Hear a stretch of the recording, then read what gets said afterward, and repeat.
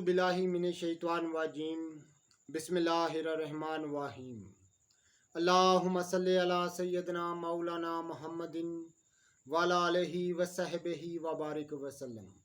तमाम तारीफ़ें रब्बुल इज़्ज़त की हैं जो तमाम जहानों को पालने वाला है। मैं हूँ हकीम आमिर शहज़ाद डस्का से। नाज़रीन किराम, मैं आपकी खिदमत में हुक्म कदीम का मालजाती रुझान, उनकी गहरी फ़िक्र, अमराज के दफ़ा के लिए हिफ़्ज़ान सेहत पर उनका फ़लसफ़ा, उनके अक़वाल जो बहुत ही हिकमत व दनाई भरे होते हैं, साथ में उनके मालजाती वाक़यात जो बहुत ही सबक आमूज़ होते हैं, ये सब कुछ लेकर मैं आपकी खिदमत में हाज़िर होता हूँ।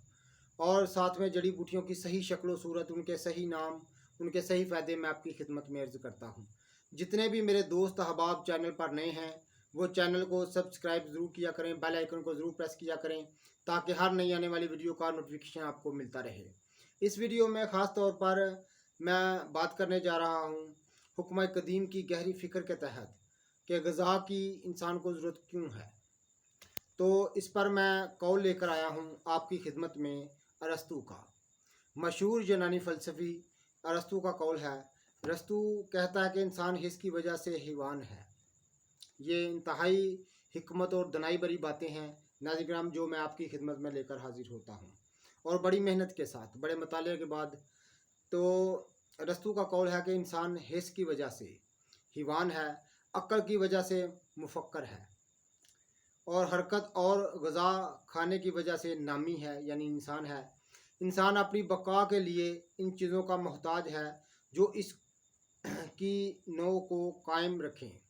इसलिए इसकी तबीयत में तवालद और तनासल की ख्वाहिश रहती है। नमू ग़ज़ा के बगैर हासिल नहीं हो सकता, तो ग़ज़ा को तलब हकीकत में नौ इंसान की बका के लिए है।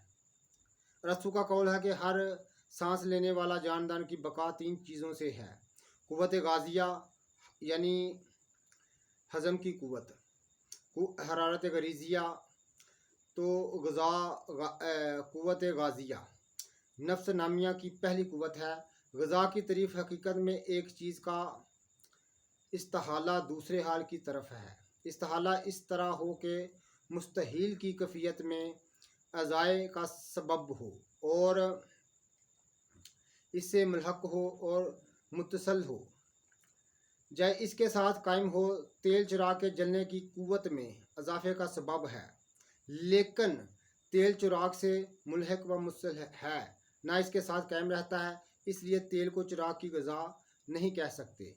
ग़ज़ा बनने वाली चीज़ जिसकी ग़ज़ा बनती है, तो दोनों में मन वजह मुशाहबत होती है। जैसा गंदम बलकुआ से मुशाबा रखता है, गंदम में ये इस्तिदाद है कि पहले वो कलूस की जानब मुस्तहक होकर खून बनता है, फिर खून गोश्त की तरफ मुस्तहिल हो जाता है। तो ये कहना दुरुस्त है कि ग़ज़ा जिस्म के मुशाबे भी होती है।